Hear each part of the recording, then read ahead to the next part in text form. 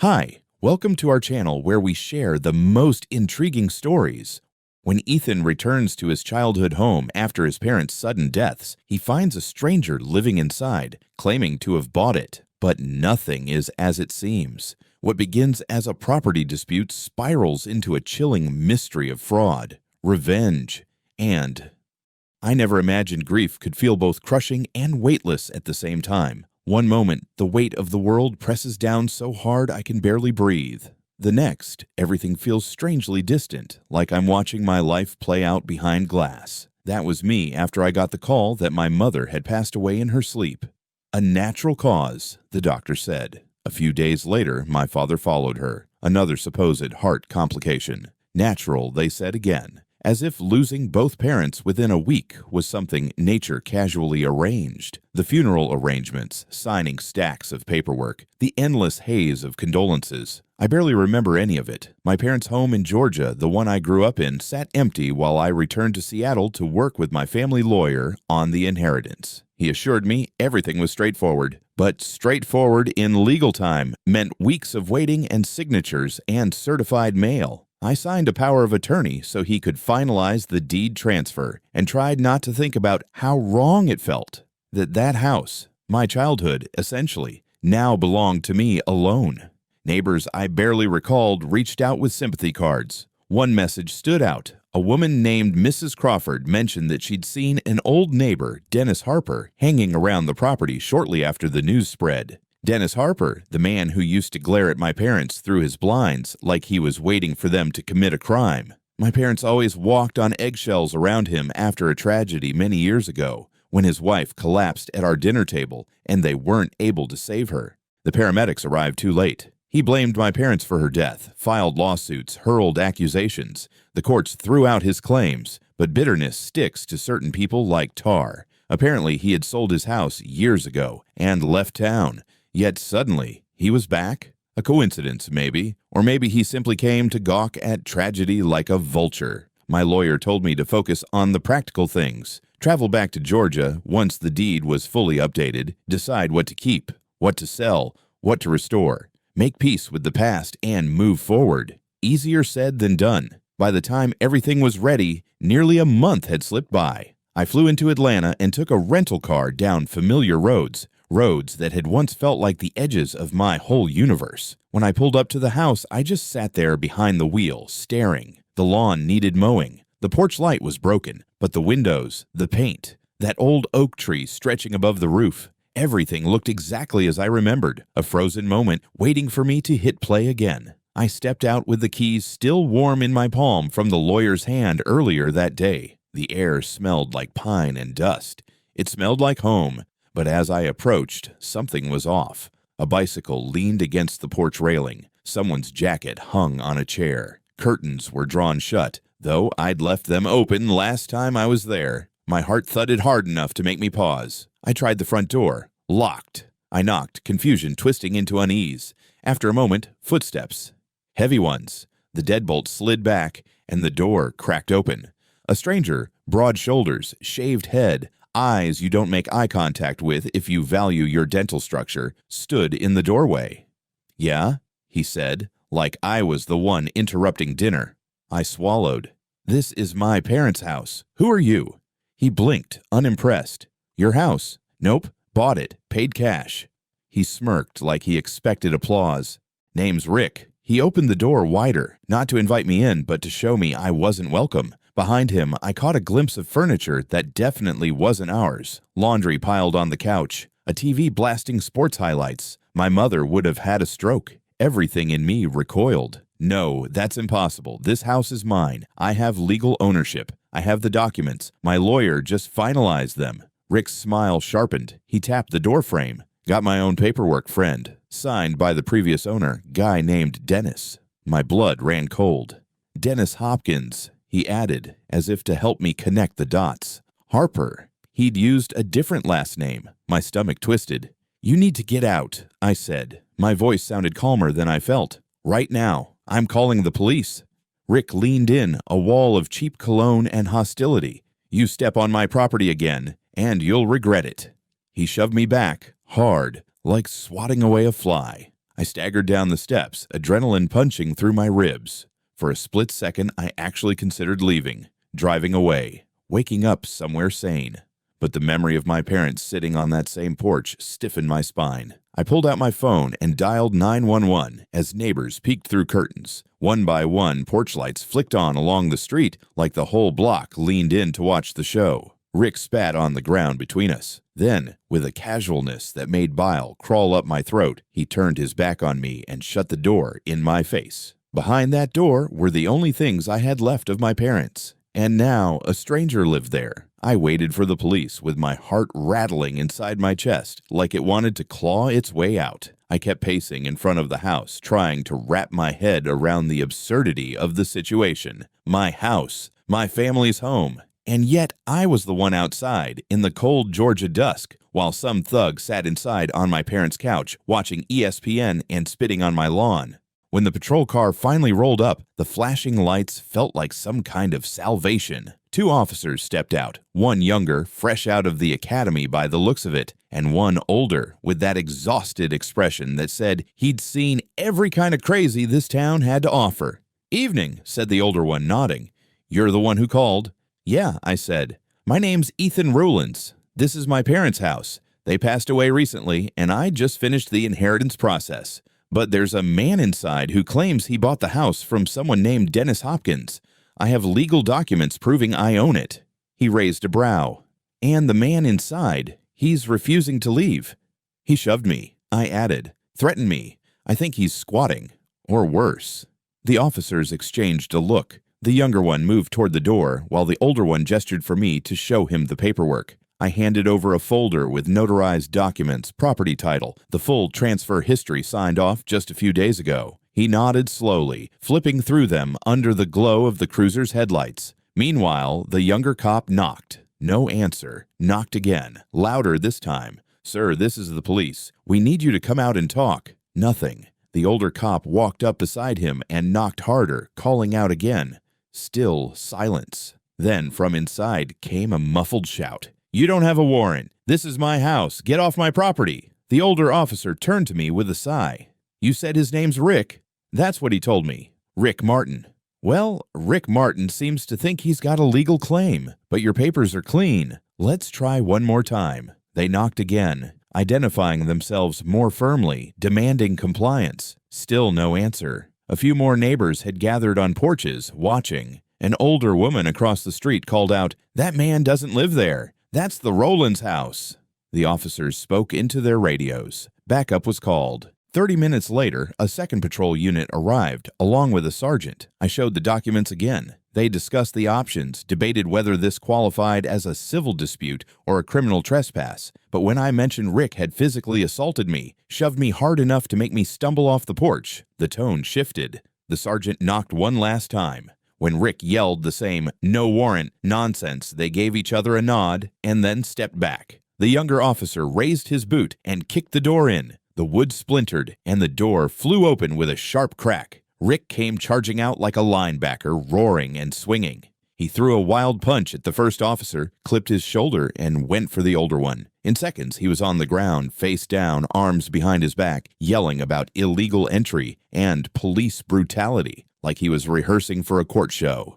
"You're all gonna pay for this," he screamed as they cuffed him. "I bought this house fair and square. I've got rights." "You'll explain that downtown," the sergeant muttered, shoving him into the cruiser. I stood there, shaking. Not from fear, exactly, more like rage. This guy had laid hands on me, holed up in my family's home like it was his. And now he was playing the victim. My fists clenched so tight my knuckles ached. One officer stayed behind with me while the others drove Rick to the station. They let me step inside the house, now technically cleared, but what I found inside didn't feel like justice. The furniture was completely different. Cheap stuff, plastic tables, beanbag chairs, empty beer bottles on the floor. The air smelled like cigarettes, sweat, and microwave burritos. My parents' belongings, gone. Every framed photo, every china plate from my grandmother's collection, even the little antique clock that used to sit on the mantel, all gone. The officer glanced around and frowned. "You sure this is how it was left?" "No," I whispered. "Absolutely not." We found no sign of forced entry. The locks had been changed.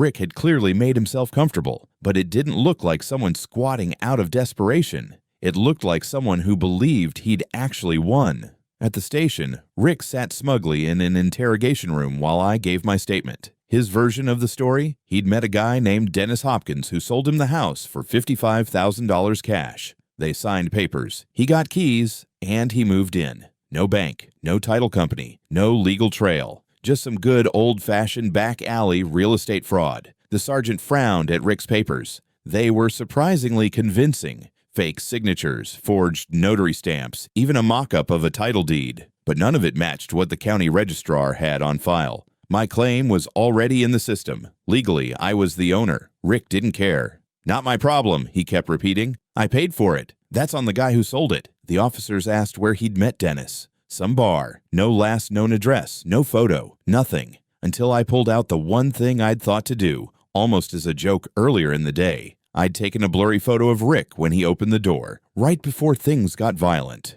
One of the officers looked at the image and nodded. "We'll run this through the system, but I've got a feeling your seller isn't some random stranger." Back at the motel that night, I sat on the edge of the bed with the TV off and the room silent except for the humming AC unit. My parents' house, my house, was now an active crime scene, and somehow I was the one picking up the pieces. I stared at the empty wall in front of me, phone still clutched in my hand, and whispered to no one, "What the hell is happening?"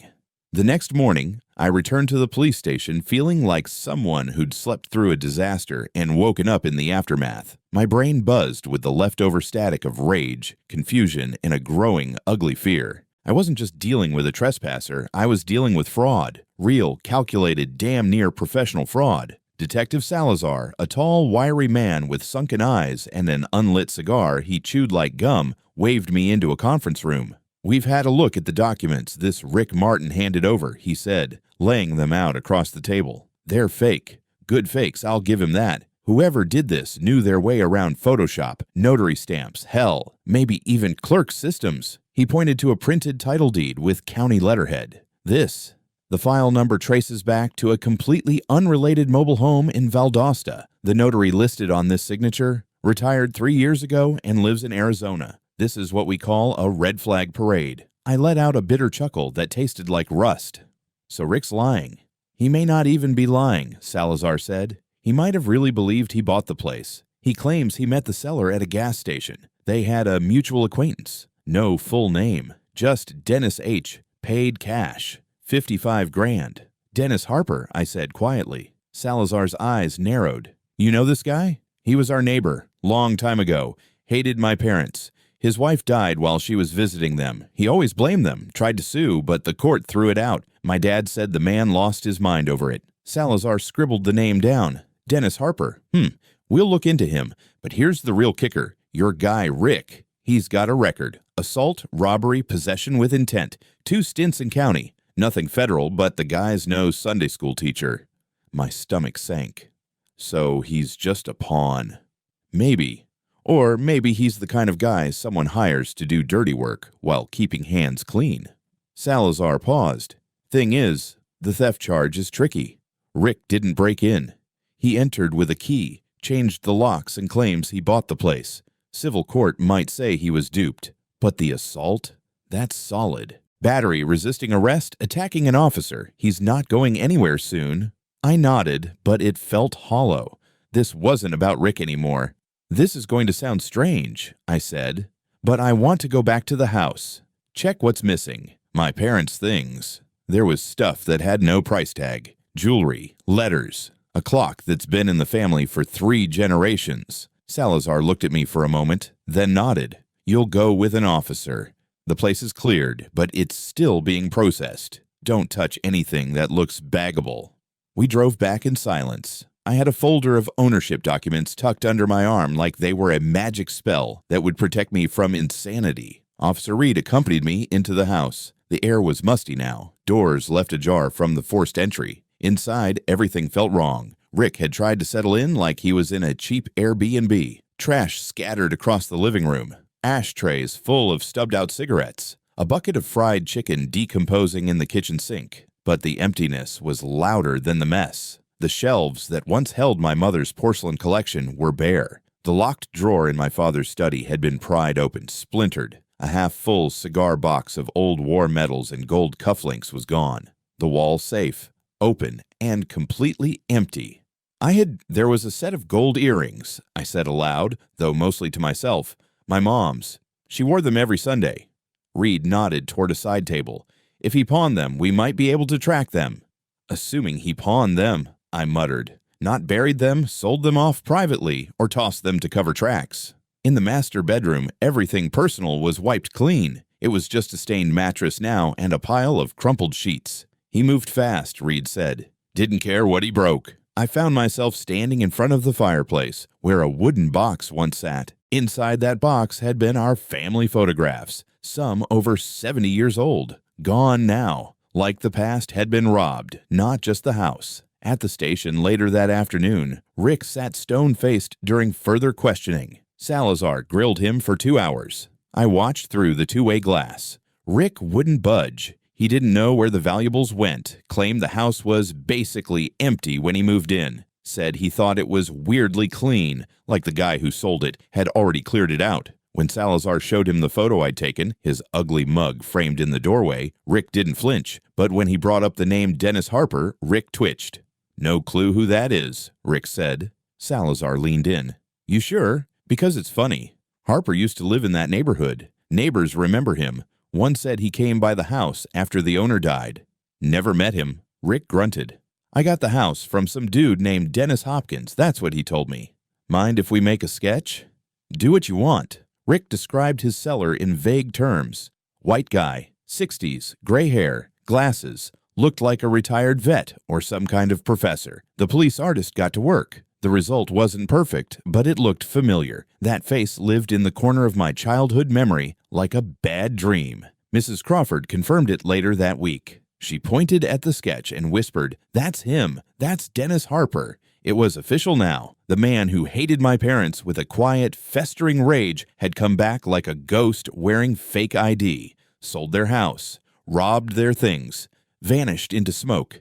Except this wasn't a ghost story. This was a goddamn manhunt. The day the sketch hit the bulletin board at the precinct, everything changed. Mrs. Crawford's confirmation turned a vague hunch into a name on a case file. Dennis Harper, the man who once lived next door. The man who had spent years seething in silence after his wife choked to death in our dining room over 20 years ago. I was 10 years old when it happened. I remember the sound of the ambulance, the flashing red lights outside our window, my mother sobbing, my father pacing the hallway. Mrs. Harper had been laughing at something my dad said, took a bite of baked chicken, and choked. My parents tried everything. Heimlich, back blows, called 911 within seconds. The paramedics arrived fast, but not fast enough. It was one of those tragedies that just happens, a terrible, random, merciless moment. But Dennis never saw it that way. He claimed they let her die, that they stood there doing nothing, sued them for wrongful death. When that got thrown out, he tried filing criminal negligence. That failed too. The court dismissed him, but he never let go. After that, he stopped speaking to them, moved away a few years later, and now it made sense. The house, the documents, the robbery, all of it. I told Salazar everything I remembered. He listened without interrupting, arms crossed, jaw tense. He was always off, I said. Even before she died, a control freak. My dad said he had some kind of god complex. Salazar nodded slowly. We're working on verifying the ID. If he used a fake name to sell the house, we've got grounds for a serious federal charge. Fraud, forgery, interstate real estate crime if any banks were involved, which they weren't, but still. What about the valuables? I asked. The jewelry, the photos, my mom's wedding ring. We're combing through local pawn shops, he said. But the guy was smart. He offloaded fast. Most of that stuff's probably been laundered or flipped already. He wasn't wrong. Of the 10 items I reported stolen, only 2 showed up at a pawn shop in Savannah. My dad's watch and a silver cuff bracelet. Both were sold under the name John Denver, a fake ID so bad it sounded like a joke. The real break came when one of the local pawnbrokers recognized Harper's face from the sketch. Came in all paranoid, the guy said. Kept looking at the door, sold a bunch of junk. Told me his wife died recently, and he was downsizing. Yeah, right. Surveillance footage confirmed it. Harper was back in town in disguise, selling off my family's history like he was cleaning out a garage sale. We ran with that. Turns out, Harper hadn't just come back to town for one big con. He'd been planning this for years. According to a contact Salazar dug up in the DMV system, someone with Harper's original name filed for a legal name change in a different state. Paper trail was messy, but the picture fit. He'd created an alias years earlier, maybe in case he ever wanted revenge. Or maybe that was the plan all along. One night Salazar called me in. "We found something," he said. "You're going to want to sit down." The forensic team had gone back through the original death certificates for both my parents. Routine just to confirm the timeline. But one of the investigators, a young guy from out of town not used to Georgia's sometimes lax mortuary system, noticed something odd. The medical examiner who signed both death certificates? Same guy. But he'd retired 5 years earlier and apparently had no memory of either case. Salazar called in a favor, got an exhumation order for my dad's body. I didn't want it. I didn't want to think about what that meant, but part of me already knew. The toxicology came back within a week. Digoxin, a drug used to treat heart conditions and to mimic heart failure when given in high doses. In other words, poison. I threw up in the station parking lot when I heard. Not because I was surprised, because some part of me wasn't. Harper didn't just rob me. He didn't just forge documents. He killed them. Waited decades. Built a fake identity. Found a way into the morgue. Had someone forge paperwork to make their deaths look natural. The guy didn't just hold a grudge. He engineered his revenge. The rest came tumbling fast. Salazar and his team discovered that 2 part-time morgue assistants had been paid off under the table, $10,000 each, cash, to make sure Harper got access to the report files and physical samples. One had just bought a new truck. The other had suddenly paid off his student debt. Arrest warrants were issued. One confessed within 24 hours. The other fled the state. It was like peeling back layers of rot. I started having dreams. Harper standing in my parents' bedroom watching them sleep. The doors unlocked. The alarm system disabled. Him moving like smoke through the hallways. The wedding ring slipping from my mother's finger. Salazar called again 2 days later. "He's gone," he said. "Left the country the day after the fake sale. We didn't catch it in time. But we're working with Interpol. The net's closing." I didn't respond. I just sat there on the motel bed, staring at the wall, wondering how long someone could plan your ruin without you ever seeing it coming. Harper had vanished. My parents were in the ground. My family's keepsakes were scattered to God knows where. And all I had left was a deed with my name on it. And a house that felt less and less like home. The headlines hit the local news like wildfire. Poisoned legacy?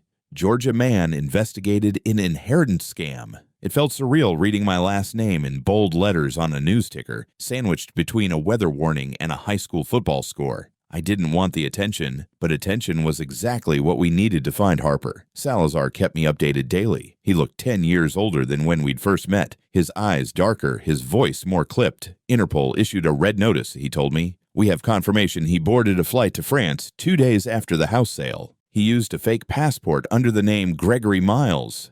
It slipped past because he booked it weeks earlier under a separate identity. Harper had been preparing his exit long before I knew he was back. He left no digital fingerprints, burner phones, prepaid cards, cash-only transactions. But he made one mistake. He logged into a private email server on a public Wi-Fi at an airport lounge in Miami. The metadata linked back to a known address in rural Alabama, a property he'd secretly purchased 2 years ago under an alias. It was a decoy, sure, but it gave us enough for a timeline. Harper had been building this for over a decade. That house in Alabama had walls full of paper trails, fake IDs, maps, schedules, even a few photos of my parents' home taken from different angles. He'd been watching them. There were handwritten notes detailing routines, grocery store visits, delivery dates. In one drawer, they found a diagram of the morgue, complete with guard shift rotations and access codes. He had bribed his way in on a Thursday night when the staff was minimal. The payout?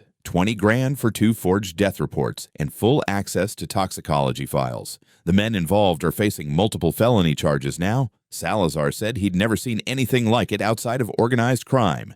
And yet Harper wasn't some syndicate kingpin. He was just a guy with a vendetta so deep, it turned into his life's work. Meanwhile, I was trying to put together pieces of what he'd stolen, not just the house or my parents' lives, but their legacy. The pawn shop circuit turned up nothing else. We'd already recovered the watch and bracelet, both marked in evidence. But my mom's wedding ring, the photographs, the letters my dad wrote her during his deployment in Vietnam, all gone. Either sold off in backroom deals or destroyed. At some point, I stopped checking pawn logs and started hunting online. eBay, private auction sites, Facebook Marketplace. It was pathetic, I know. But I just wanted to find something, one piece of them. A token that said their life hadn't been stripped away entirely. I got a hit on Craigslist of all places. Someone in Florida was selling a vintage wooden photo box, engraved with initials, M&R, my parents' initials. I called Salazar immediately. He coordinated with local law enforcement, and they arranged a sting. The seller turned out to be a collector, totally unaware of its origin. He'd bought the box from a flea market vendor who couldn't recall where he got it. A dead end. But the box still had some of the photos inside, burned around the edges, water damaged, but salvageable. I stared at a warped image of my mother holding me as a baby and felt something twist in my chest. Grief, relief, fury, all braided together. Rick Martin, meanwhile, was facing his own reckoning. His charges had stacked up: battery, obstruction, receiving stolen property, and resisting arrest. His public defender tried to push a narrative that Rick was a victim too. That he'd been scammed, that he was misled. Except Rick wasn't just misled, he'd enjoyed it. He told police he thought it was karma that the house ended up in his hands. Claimed he'd heard stories from Harper about my parents being monsters, that they got what was coming. He said it like he believed it, like their deaths were justified. Salazar told me he tried to blame my dad for Harper's wife's choking incident, like it was premeditated. Rick wasn't just a dumb pawn, he was willing. The DA offered him a plea, 8 years with possible parole at 5. He took it, probably realizing no jury in Georgia would sympathize with a violent squatter who assaulted a homeowner and a police officer. I was there when they sentenced him. He didn't look at me once, just kept staring at the floor like a man whose luck had run dry. After the hearing, Salazar met me in the hallway. "We're close," he said. The French authorities confirmed he's in Nice. He bought a house under the name Miles. Passport matches. Their team's coordinating with DOJ.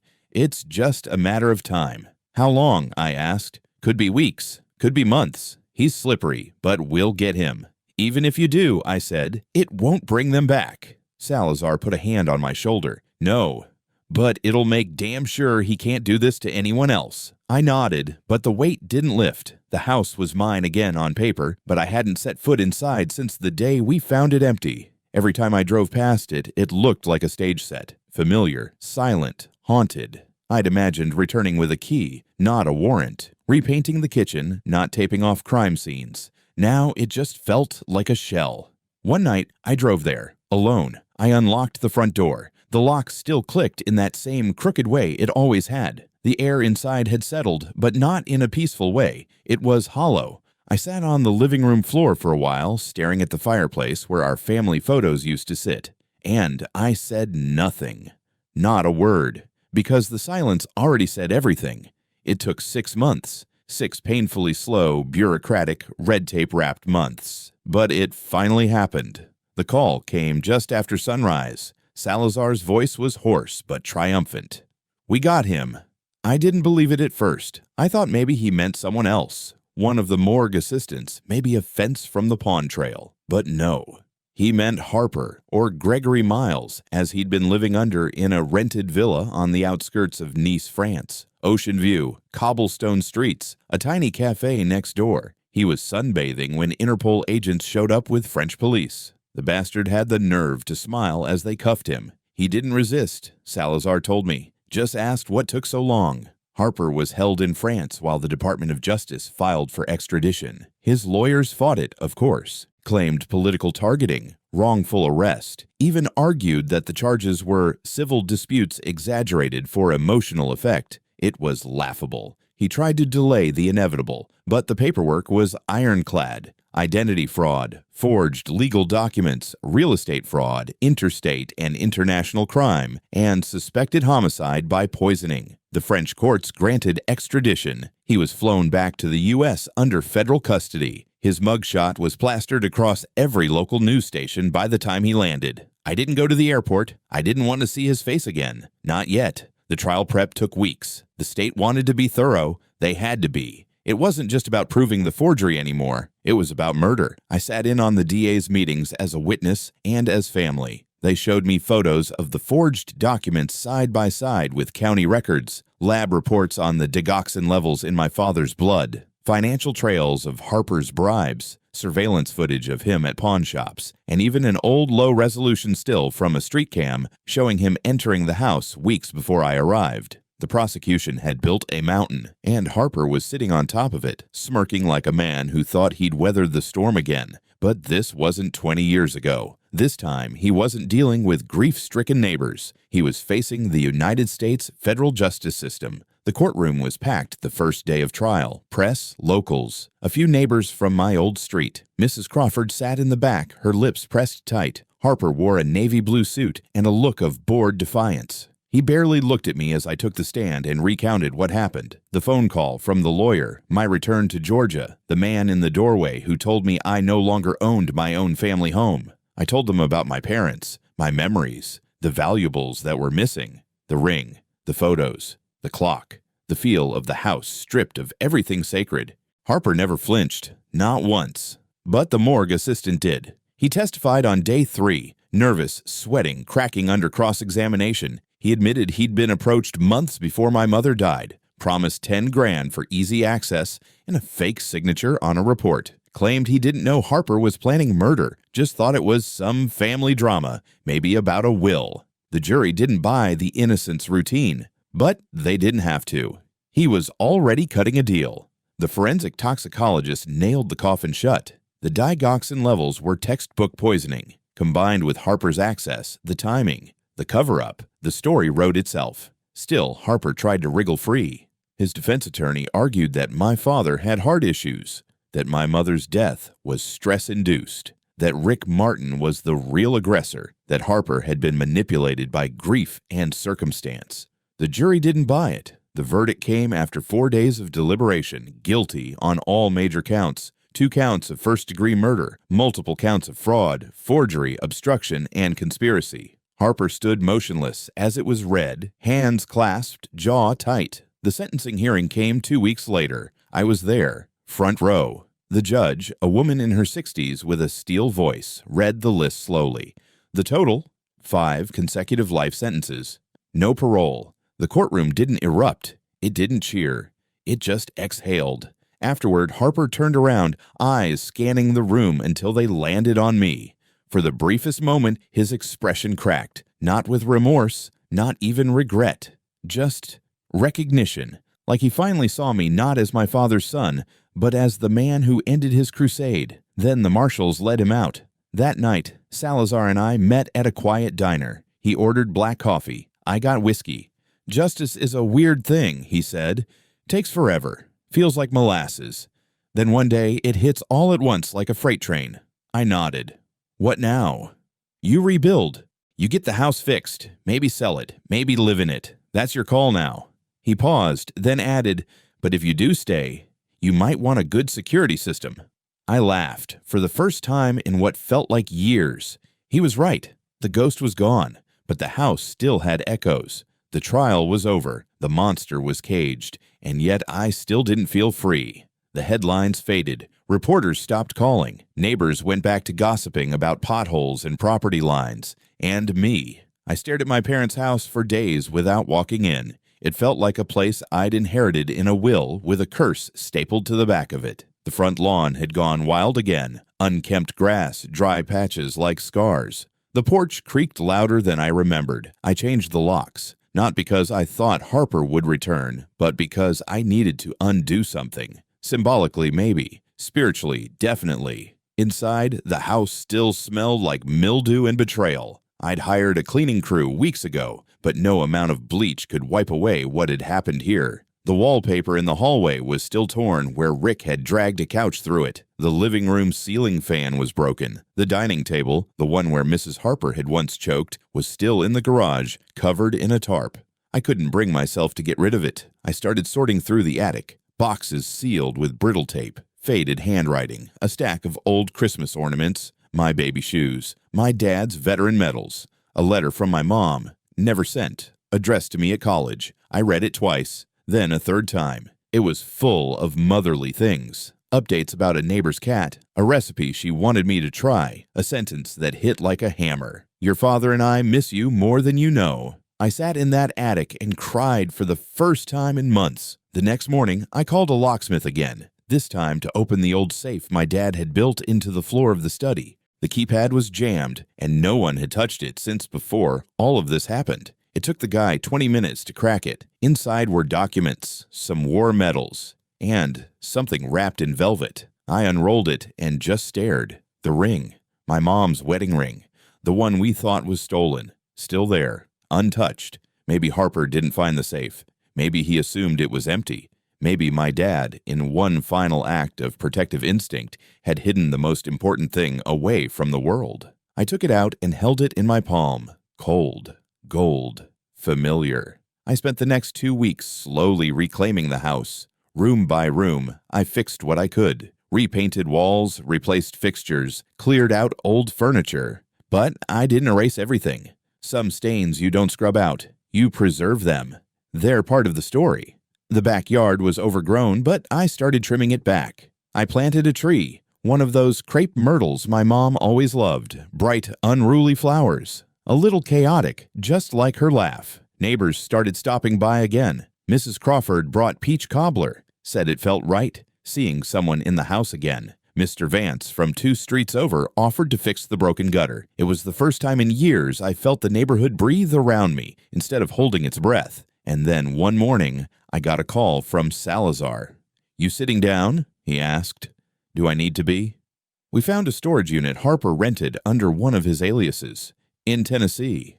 My heart stopped. "We think it might contain some of the stolen items," he continued. "Furniture, boxes, jewelry. Some of it matches your list. We'll send you pictures for identification." The photos came through that afternoon, and there it was, the clock. My grandfather's antique mantel clock, the one that used to chime every hour and scared me as a kid, still intact. Also found a collection of photo albums, a handwritten notebook in my mom's cursive, letters from my dad, a locket, a dish set wrapped in newspaper from the 1980s. They weren't just objects. They were fragments of my life returned to me. I drove out there the next week, signed release forms, brought the items back home one by one, like survivors pulled from a shipwreck. That night, I arranged them on the shelves again, hung photos, rewound the clock, let it tick, let it ring. The house didn't feel haunted anymore. It felt restored, not perfect, not untouched, but mine. A year passed. The house no longer echoed like a crypt. It sounded like life again, creaking floors, wind rattling the windows, the occasional bark from the neighbor's overfed poodle. I kept the crepe myrtle alive. Somehow, the blooms came back even brighter this spring, like they had something to prove. I didn't sell the place. I thought I might. Early on, when every corner held a ghost, when every creak sounded like Harper breathing down my neck, I almost put the deed up for sale. But I stayed, because my parents didn't spend their lives building that home just for some maniac to poison it and walk away. Some rooms I still haven't touched. My father's office, for example. I fixed the door, replaced the lock, but I haven't moved a single paper on that desk. His handwriting still lingers on a sticky note by the lamp. A grocery list. Nothing profound, but it's his. And my mother's sewing room. I repainted it pale blue, her favorite. I put the velvet box with her wedding ring back on the shelf. It didn't feel like surrender. It felt like peace. Rick Martin is still in prison. Tried filing an appeal. Denied. One of the morgue assistants took a plea deal. Got 10 years. The other, still awaiting trial after being caught in Utah under another fake name. Apparently, he thought Harper had one more payout hidden somewhere. He was wrong. And Harper himself? Still breathing. Still behind bars. No parole. No deals. Last I heard, he spends most of his days in solitary after getting into a fight over a chess set in the yard. Some say he talks to himself constantly, replays old court transcripts in his head, like he's trying to rewrite history from the inside. Let him. I visit my parents' graves every other Sunday now. I bring fresh flowers. Talk out loud. I don't believe in ghosts, not really. But I believe in memory. I believe in legacy. And I believe in justice, even when it's slow, even when it comes wrapped in grief and rage and bureaucratic paperwork. It came. A month ago, I got a letter, handwritten, from a woman in South Carolina. Said she bought a box of books from a flea market, and inside she found a small album labeled The Rowlands Family. She looked us up, found me, offered to mail it back. Inside were photos I'd never seen before. My mom as a teenager, my dad in uniform smiling next to a tent, a snapshot of the two of them dancing in the kitchen before I was born. I held that photo for a long time, and I cried again. But it felt different this time. Not bitter, not broken, just human. That night, I sat on the front porch as the sun dipped low, casting gold across the street. Mrs. Crawford waved from her lawn. Kids raced bikes down the block. A dog barked somewhere, and someone cursed at it half-heartedly. The world moved on, as it always does. But this time, I was moving with it. Not as the guy whose house was stolen, not as the son of murdered parents. Just Ethan, the man who stayed.